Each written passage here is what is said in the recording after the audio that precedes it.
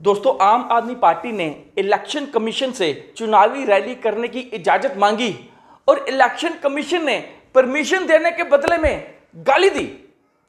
दुनिया के सबसे बड़े लोकतंत्र में चुनाव कराने का जो संस्थान है इलेक्शन कमीशन, विपक्ष द्वारा चुनावी रैली करने की परमिशन मांगने पर उसको गाली दी जाती है। आम आदमी पार्टी ने ऑनलाइन आवेदन भरा, जिसकी फोटो आप अपनी स्क्रीन पर देख सकते हैं। यहां परमिशन स्टेटस में रिजेक्शन लिखा जाता है और रिजेक्शन करने के कारण बताने वाले कमेंट में गाली दी जाती है, तेरी मां का डैश डैश। ये दूसरी परमिशन एप्लीकेशन भी आप देख लीजिए। यहां भी इलेक्शन कमीशन ऑफ इंडिया की तरफ से उल जलूल जवाब दिया जाता है और परमिशन रिजेक्ट कर दी जाती है।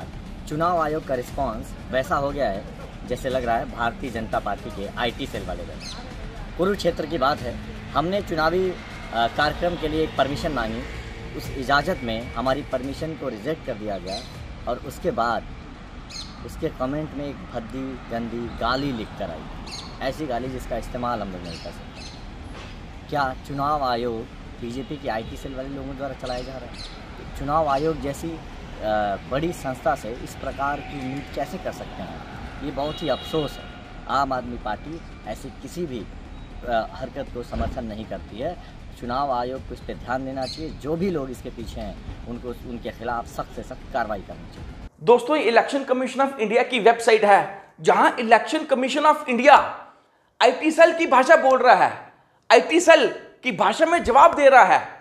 इलेक्शन कमीशन अपनी मालिकों की वफादारी के लिए तो जग जाहिर है, इसका तो हम सबको पता है, लेकिन विपक्ष द्वारा चुनावी रैली करने की परमिशन मांगने पर गाली देना, यह हम में से किसी ने दोस्तों सोचा नहीं होगा। इस कांड के बाद बहुत हंगामा हुआ। इलेक्शन कमीशन ऑफ इंडिया ने हरियाणा के कैथल में उप मंडलीय मैजिस्ट्रेट सह सहायक निर्वाचन अधिकारी ब्रह्म प्रकाश ने 5 कंप्यूटर ऑपरेटर्स जो इलेक्शन कमीशन में काम करते थे उनको सस्पेंड कर दिया गया है और पुलिस को जांच करने के आदेश भी दे दिए गए हैं। दोस्तों, हिंदुस्तान अखबार लिखता है कि इलेक्शन कमीशन ऑफ इंडिया ने कहा है उसकी वेबसाइट को हैक कर दिया गया है। दोस्तों, जरा सोचिए, जो इलेक्शन कमीशन ईवीएम्स को फुल प्रूफ बताता है उसकी वेबसाइट हैक हो गई है। अगर मान लीजिए सब कुछ फुल प्रूफ है, वेबसाइट भी हैक नहीं हुई है, लेकिन उसके बावजूद भी जो इलेक्शन कमीशन में जो लोग काम कर रहे हैं उनके दिमाग में विपक्ष के प्रति जो भावनाएं हैं, दोस्तों ये बड़ी चिंताजनक बात है। दोस्तों, जरा सोचिए, इन हालात में इलेक्शन कमीशन ऑफ इंडिया के दफ्तर से सही डिसीजन, एक न्यूट्रल डिसीजन हो पाना क्या संभव है? और ऊपर से 5 कंप्यूटर अधिकारी, जो 5 कंप्यूटर ऑपरेटर्स हैं, उनको सस्पेंड करना, यह तो और भी बड़ा ज्यादा खतरनाक है। सारी महाभारत के बारे में कुरुक्षेत्र से लोकसभा चुनाव लड़ रहे आम आदमी पार्टी के हरियाणा इकाई के प्रमुख सुशील गुप्ता लिखते हैं, पार्टी ने 7 अप्रैल को 2 चुनावी कार्यक्रमों की अनुमति मांगी थी। हमें जो जवाब मिला उसमें लिखा था कि अनुमति अस्वीकार कर दी गई है। एक दूसरे पत्र में अभद्र भाषा का इस्तेमाल किया गया। आम आदमी पार्टी की तरफ से चुनाव आयोग से सख्त कार्रवाई का अनुरोध किया गया है। दोस्तों, मोदी जी चुनाव आयोग के तीनों अधिकारियों को चुनते हैं, मतलब उनको नौकरी देते हैं, तो देखा जाए अघोषित तौर पर चुनाव आयोग के सुपर बॉस तो मोदी जी ही हुए। लेकिन आप कंफ्यूज मत होइए, मोदी जी ने इसके बारे में कुछ नहीं कहा है। वैसे भी वो जरूरी चीजों पर, जरूरी बातों पर बोलते ही कहा है। हाँ, लेकिन इन 2 लड़कों के बारे में वो जरूर कुछ कह रहे हैं। जरा वीडियो देखिए।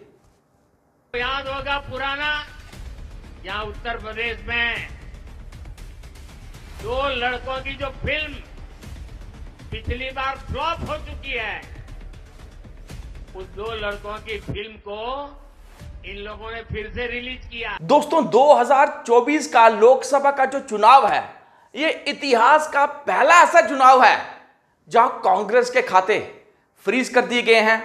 झारखंड और दिल्ली के मुख्यमंत्री जेल में हैं, तेलंगाना के मुख्यमंत्री की बेटी वो भी जेल में है, और जो विपक्षी नेता बाहर हैं उन्हें किसी ना किसी एजेंसी का समन हाथ में पकड़ा दिया गया है। समन मतलब 2024, 4 जून 2024 तक कुछ नहीं बोलना।